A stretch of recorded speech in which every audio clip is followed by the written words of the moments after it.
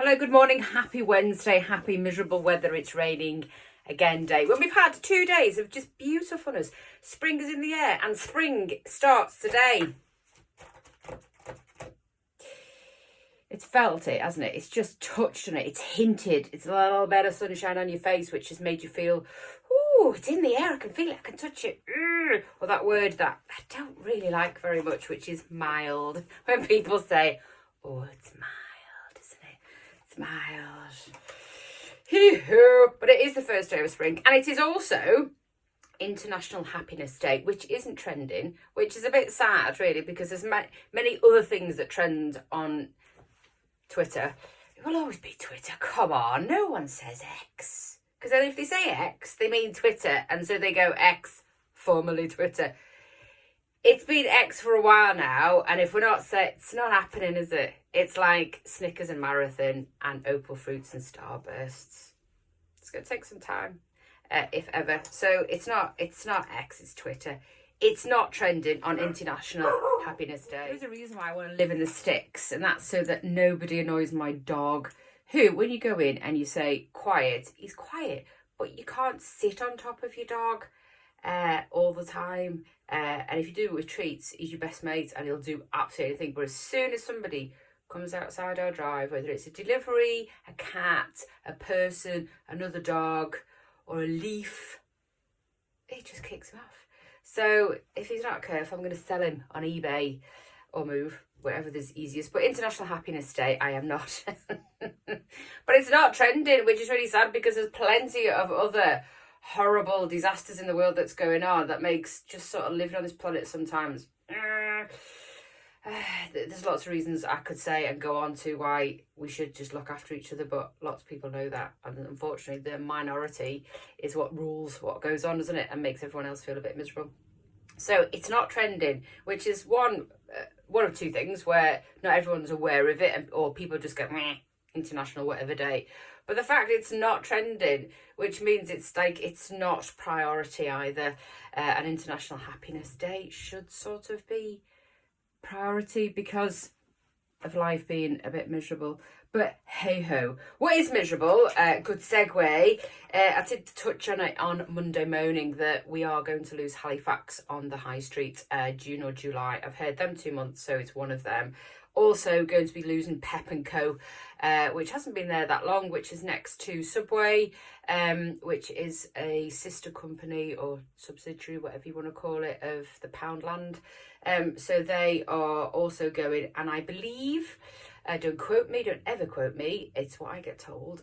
So I don't go on to any pages to say, this is what's going on. I'm being honest, it's just what I've heard. And what I've heard is that they've put the rent up and they just can't afford to stay.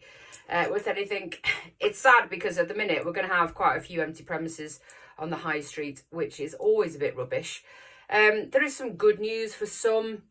I mean, obviously Dorothy Ann's is going to be filled with a new tenant, the Pound Plus shop. I've known about it for a while. It's whether it's going to divide, I think. It's going to divide what people think. Any shop that comes into any high street always divides opinion. There's people that are happy, there's people that are not bothered, there's people that really care, and there's then people who have lots of opinions on possibly the 5 gossip pages we've got. And a new one! We've got a new gossip page. I'm not on any of them, but it bobs up, because everything does with me on social media. We've got an East Leeds gossip page. Now, I don't know if we're just separating our gossip between regions of Garforth now. Didn't think we were that big of 19,000 people in, but apparently so. So we've got 6. The last time I counted anyway, 6 Garforth gossipy type pages.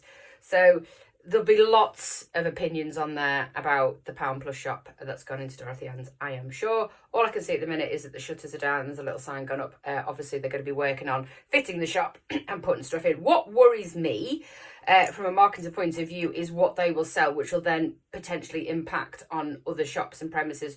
And they'll be a bit annoyed by it, absolutely guaranteed. So like DIY stuff they're going to be selling.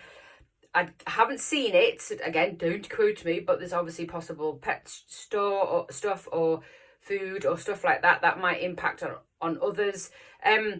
there's healthy competition, which I think is always good, but when it's a saturated market, it's not really a competition, it's who's going to leave next, in my opinion. Don't quote me again. But it will bring the Pound Plus shop. I think it will be helpful for some people who's are struggling, and that's fine. It might actually be beneficial. We do have a home bargains, but if somebody's can't get to home bargains or finds it difficult, then there'll be one on the high street now, which will be obviously a bit easier on pockets. So there's going to be lots of opinions about it, and we'll see when it opens. And then whoever fills Pep and Co, obviously Floors and Stores have just moved down the road to their warehouse, and then obviously Halifax is going to be empty. Assembly's empty and CLO's empty at the minute, so that's quite a few premises that are empty, and then I'm going to hear about another premises that is up for rent, which is on the shops above as well. I'm going to have some details about that to be able to share to you soon, coming with one of the landlords. So it is a bit rubbish. What I find, and people might not know, is that I don't have a magic wand, because if I did and all landlords spoke to me about what could go in and what would be more beneficial, I'd love it. I'd love it. Not to make, I'm not the Garforth mafia, but, I know a fair amount about what would work, the variety of things that would help. And I always believe there's a balance. And being in this job for 10 years, I see a lot more than most. So I get an idea of what works. But sometimes things that can't work for whatever reason is, I don't know, we are saturated with sort of barbers at the minute, for example. There's some that have been there for a long time, some that have been there for a while, don't need any more. I've mentioned it a few times. But within planning, if a change of use is going to happen, so hospitality wants to go into one of them premises, the planning for that is huge, and there's bloody massive hoops that are set on fire to get through before that change of use can happen, where barbers and hairdressers and beauty, for example, don't have that hurdle or ring of fire to jump through. Sometimes I wish there was one person, and there might be, but I don't know them, where it sits in for each town, or has a bundle of towns to see exactly what's there and what should go into a town and what's too many. When we do have Garforth Neighbourhood Planning Forum, which is definitely the plus to have, and they know exactly what's on the high street, and they've done many bits of research to stop things that perhaps shouldn't, more so on the hospitality if it's just fast food. So we do have that. If only we had a parish council as well one day. But yeah, so you can just get an understanding of how sometimes it's easy for some industries and really difficult for others. So it's not always an easy thing. I can plant seeds and see if they will grow, or give people ideas, and who know, other people that might just give a bit of an influence, but I can't actually go, right, that should go here, that should go there. If only I could and had a lot of magic wand. But I went to Izagara, moving on Friday, and one of the things that's coming out from some of the social pages that are in and around Garforth is that the portions are small. I'm hoping this is going to work, but I'm going to put some of the pictures up here.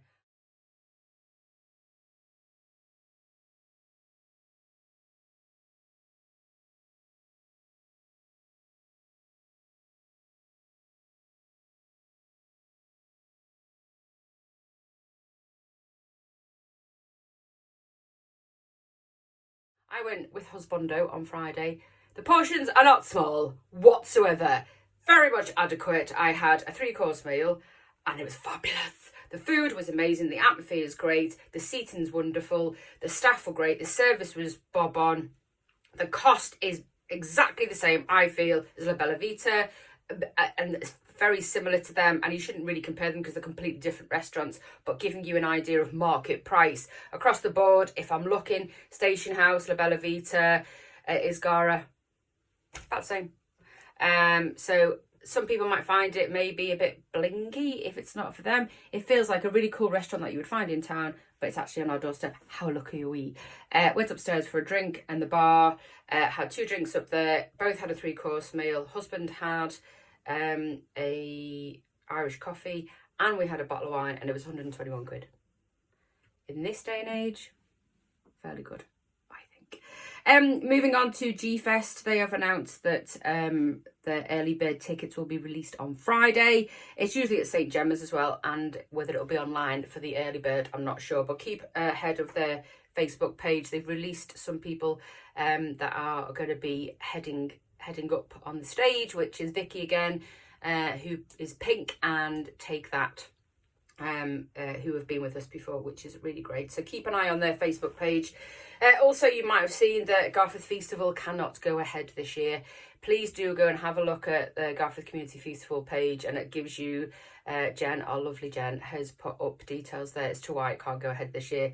And it's a shame, but it was a decision made by all because we just don't have the funds. It costs approximately £4,000 to put the event on, and all of us volunteer for it, and it takes time and it takes money, which is the thing that pushes it.